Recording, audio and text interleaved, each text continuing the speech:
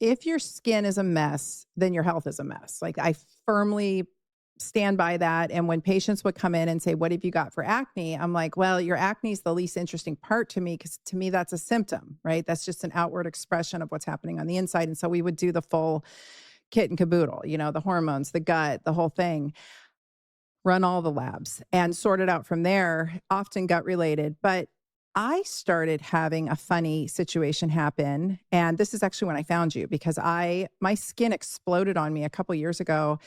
I was living out here in the country. I live around a ton of acreage I'm moving to Arizona, as everyone knows, but I Mhm. currently live in the grass capital of the world, the Willamette Oh, Valley. yeah? Ah. So it's all grass grown out here and it's grass grown for grass seed for golf courses and stuff. So Oh, the literally grass grass. country. Yeah. Okay. So the natives called the Willamette Valley the Valley of Death because the allergies out here are so insane because of all the grasses. Oh, So I wow. I moved out here my first summer out here. It also happened to be like COVID time and I was sort of pushing back on the narrative and having a lot of stress. So I was having a lot of stress during those days. But the skin issue cropped up and I did not know what the heck was happening and it started with this like prickly rash. Mind you, I'm just halfway into perimenopause, kind of at that point. I'm starting to realize that the hormones are a little wonky, but I get this prickly heat rash and my mom had rosacea and I started to see it and I was like, "Oh no, this is very characteristic of what my mom went through." And that's when I found you. I went digging Oh. for all the dermatologists online because I was like, "What is happening? I need help." Yeah, so yeah. so anyway, is that a pretty common thing that happens in middle age? Do you see We skin conditions pop up? Yes, we do, especially if there's a genetic predisposition. And, just because you have a genetic predisposition does not mean that you're sentenced to have this condition, but you're just more likely to present with it. And we definitely can see it present later on in life during perimenopause, menopause. And a huge part of what rosacea is, or just if you just have a compromised skin barrier with sensitivity, it's related to the skin barrier. People with rosacea prone skin, their skin barrier is a little bit different from the average person. Your skin is also more reactive than the average person. Your vessels will react more readily to stimuli. Part of that's genetics. Part of that is also there's a big interplay with your immune system and your gut health too. But the skin barrier is the biggest thing that we focus on in those with rosacea. That's the first thing we try to address. And when you're going through perimenopause, menopause, your skin barrier is also starting to get compromised. Your epidermis gets thinner. There's less oil production and oil sebum, that's a huge part of your skin barrier. There's like lipids, proteins, your microbiome, those are all components. And when there's like less lipid production and when there's like a thinner epidermis, you're definitely going to see more issues with your skin barrier. Okay, so it was like the perfect storm then because I had this immunologic reaction to all the grass that was being grown around me. And then that winter, I went to Mexico and I picked up a parasite. I got an amoeba. So I came back really sick. So my gut was a mess. My allergies were going nuts for Mhm. the whole summer. I mean, harvest season out That here makes is like sense. something else, and there it was. And I was like just ripe for it with the hormonal shift. Yeah, yeah. No, you had the perfect storm, it seems. Yes. And Yeah. autoimmune disease does creep up also as the hormone shift for women. So it's just I saw that a lot in practice too, that middle age sort of skin out of nowhere, perfect skin turning into just, tr- I don't know, troublesome skin for women, and they're like, what the heck is going on here? So Yeah, yeah. definitely. And when you brought up the parasite infection, yeah, disturbances in your gut health, we definitely see in studies that SIBO has been seen more so in rosacea and another bacteria, higher rates of H. pylori in those with rosacea too. But essentially, any kind of disturbance in your gut microbiome, there's a correlation.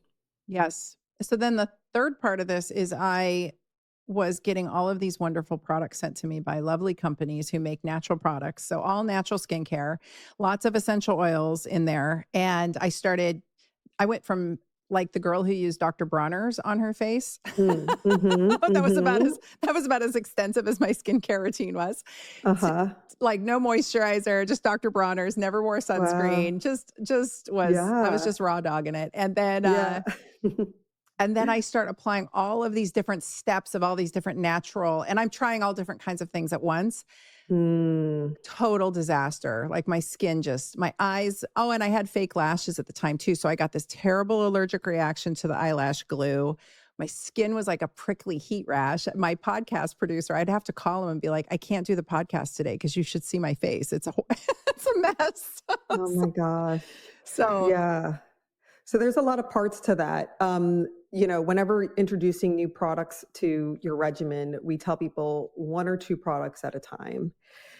And then there's this whole sphere of like quote natural products or products that have potentially like less toxic ingredients in it. And that's a whole conversation. I think dermatologists struggle a lot with that because we say, well, poison ivy is natural, but that does craziness to your skin. And I'm a hippie at heart. Like I totally understand the attraction towards products that have like minimal ingredients that could potentially be harmful, um, you know, internally and whatnot.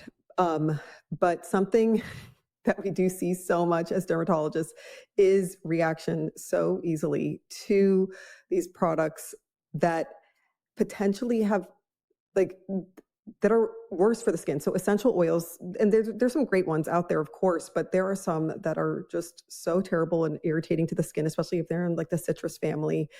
Even tea tree oil can be really irritating, and bergamot, and it's so yeah. We see a lot of cases of like irritant contact dermatitis from essential oils. So we're very cautious about those ingredients. We're all about like minimizing even fragrances in products and even extra botanicals. There's a lot of amazing botanicals that have wonderful antioxidant properties and skin nourishing properties. But like if you are starting off with a regimen and you're trying to work on nourishing your skin barrier, we say just keep it super basic, like with just a very simple moisturizer and a gentle cleanser. well, I learned my lesson and I have since turned away a lot of money from skincare brands because I'm not going to take your offer. You're either the product caused me a rash. It's not their fault. It's my crazy immune system, but I have turned down many, many, many brand deals because I'm like, I'm just not, I'm not going to promote something I don't use or that I don't love. And I'm not even going to risk trying it because where I have ended up is straight up Vanity Cream Daily Moisturizer is Yeah. the We best. love we love that one so much. $10 and it's so good. And Yeah. then I think a CeraVe cleanser, a gentle, Mhm. creamy cleanser, which I've also adapted to my hand wash. I have that as my hand wash everywhere too, so my Yeah. hands don't crack in the winter. Yes. I love Um, CeraVe. Yeah, CeraVe is a hand wash. and then La Roche-Posay has a couple products I really love, and the Cica Mhm, Blast that they mhm. have, that Cica Oh, Blast yes. balm, like whatever it's called, slugging, I Yes. guess. I the Uh-huh. all of that, I think I just love the dimethicone. Is that what the ingredient is that I'm There's some dimethicone, but there's also zinc in there, which is Yeah. soothing, and panthenol, and then so that's what the B5, it's Cicaplast Balm B5, and it's a panthenol, which is soothing, and then Cicaplast, it has Cica in it, Centella asiatica, which is a wonderful soothing ingredient, but also bonus points. It also is nourishing to the collagen. It can help with collagen remodeling and uh, also help with potentially wrinkles too. Oh, nice. Okay. So win. That's my regimen. I am a drugstore product girl now and I love it. I can get it anywhere I go. And it's so easy on my skin and my skin healed and I quit messing with my barrier. I think I destroyed my barrier. And then of course, what do? You get the prickly heat rash, so you start to exfoliate harder. Uh-oh, yeah, no. Let's We talk don't. about that. Let's talk about the over exfoliating of the world.